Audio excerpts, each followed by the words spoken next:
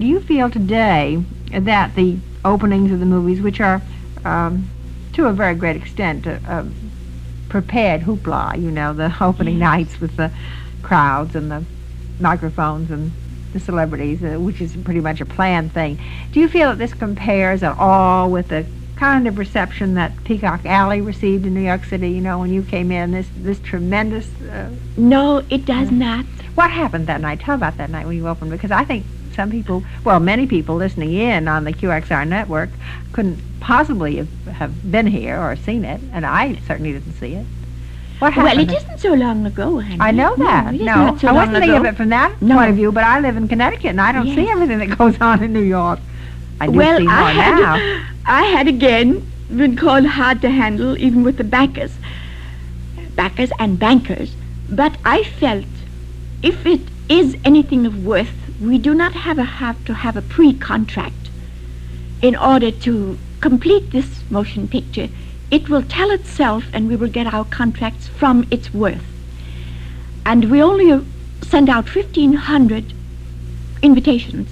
But at this time, everybody was trying to see what have these two people made. What, this new idea, of having your own company. This little one. Were you among the first to have your own company? Among the first. Oh, yes. Other people did have. Mary Pickford had, Charlie Chaplin, many others did.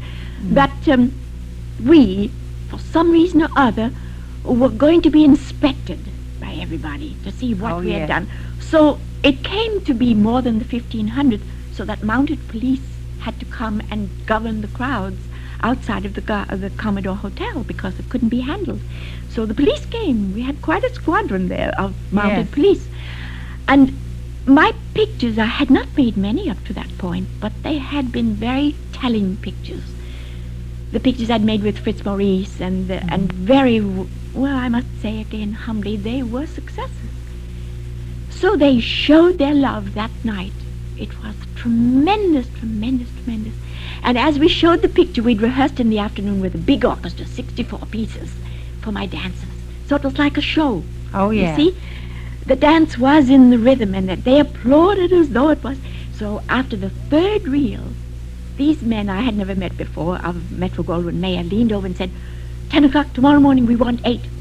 Oh, yeah. You see, the emotion was there, and music helps the emotion, and the dancing really to the beat told the emotion, and the people in there were all applauding. You see, all of that emotion built it up. It doesn't happen quite that way today. No. There's a little bit more, shall I say, cynical, practical, yes, way about doing it today. Possibly that's why I've always been called hard to handle, because I don't like regimentation in anything, in nothing. No. I think you must let the truth come through, and emotion is truth. It's what you feel in your heart talks to you. I don't want to tell anything about the last part of the Self-Enchanted, because I must say that it's very, very absorbing reading. It's a story of an unusual life and an unusual person and strange circumstances. I think few people, I don't know that anybody else has ever had quite this kind of a life before, even the highly successful people, the glamorous people, the idols of the stage and screen. I don't think we've ever had quite this kind of a life, the life of Mae Murray, so we won't talk about it. We'll let you read all about it, listeners, in the Self-Enchanted. But I wanted to say just a little bit about some of the fascinating people that you knew and knew well, people who are remembered perhaps very well as performers by some of our listeners and not at all except as names by others. I think, for example, of Rudy Vallee, who was the great Rudy Valentino. Rudy Vallee, excuse me. Rudy Vallee's good Rudy too, but Vallee, Rudy Valentino. Yes, quite a difference. Rudolph Valentino, who was a great idol in his day. Rudy Vallee was an idol too in his day. That's what I say. Yes, wonderful but in a different field entirely. Well, Rudy Valentino has become an immortal. I think everybody must agree with that. Because just a few years ago, as I said to you before, I did make quite a few talking pictures. I made a talking picture in 1951 for Columbia Pictures, only for the reason that they allowed me to write it, and they allowed me to have full charge of it. And in this picture, there's one complete reel of the real Rudy. And in it, I say this: whilst there may be many that did not see him, that did not know him, that did not contact him, they through the years have felt him because he was a true mystic. Not a sanctimonious mystic, but his force. I call mysticism and mysticism things a force of God, and Rudy had it. He had it to a great extent. And all of these millions of letters that came from all over the world about this picture proved again that I was right, that they wanted to know about the real Rudy. And in this one reel, I was fortunate enough, they only allowed me to do it in the one reel. There were many reels to the picture.